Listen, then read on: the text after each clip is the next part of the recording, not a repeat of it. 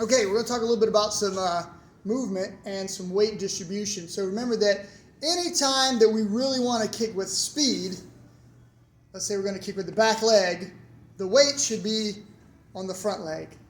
If we're going to kick with the front leg, the weight should be on the back leg. That seems pretty common sense, but I have seen on occasion some people will be leaning somewhat forward in order to make a front kick. Then they got to get all that weight onto the back leg, and they're kind of weeble wobbling, okay?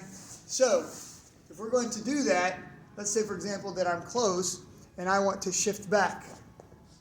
Here, I can easily kick with the front leg. So again, I shift back. Here, I can now kick with the back leg. See all the weight's on the front leg? I'll show you from the side position here.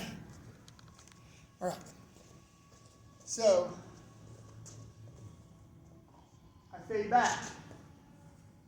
Weight's on the front leg. It makes this leg fast. Okay? I shift here. Weight's on the back leg. I can kick with the front leg. And again, it works the same thing with the roundhouse kick, right? So again, guys coming in fast, I shift to the back leg. I can now round kick with this leg, right, however I want to. I'm here and I shift here, I can now round kick on the back leg. Okay? So we're close. I shift back, head kick. Do it from the side position here. So I shift back. Round kick. I shift back,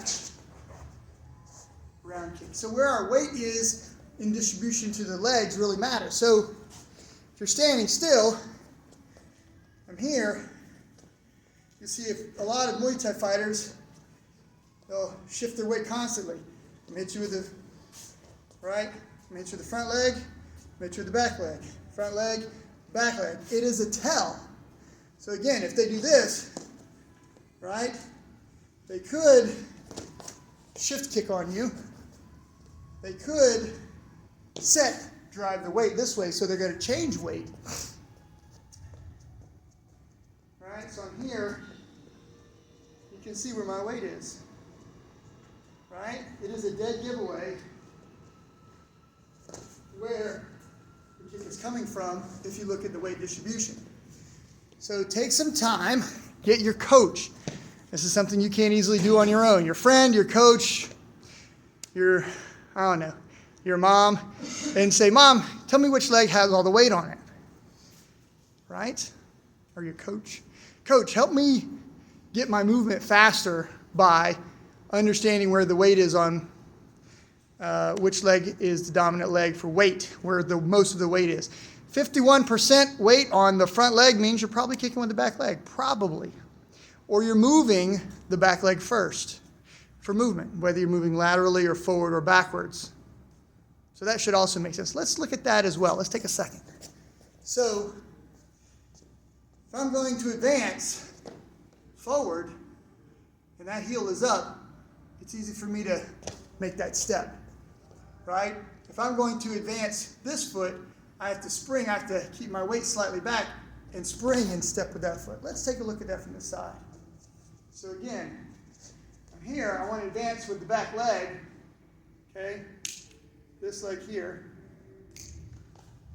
Weight's on the front leg. I spring and I move forward. That's easy. Right?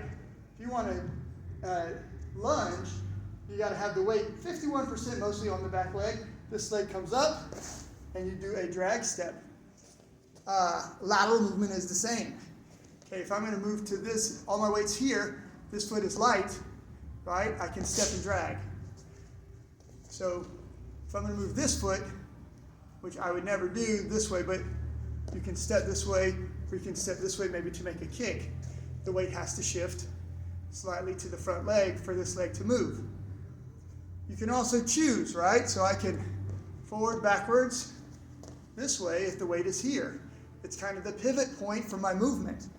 All of those things are important to give you speed. If you don't have speed, you feel like you're lumbering. Maybe you've got great power, but you're rooted to the ground. Take a look at where your weight distribution is.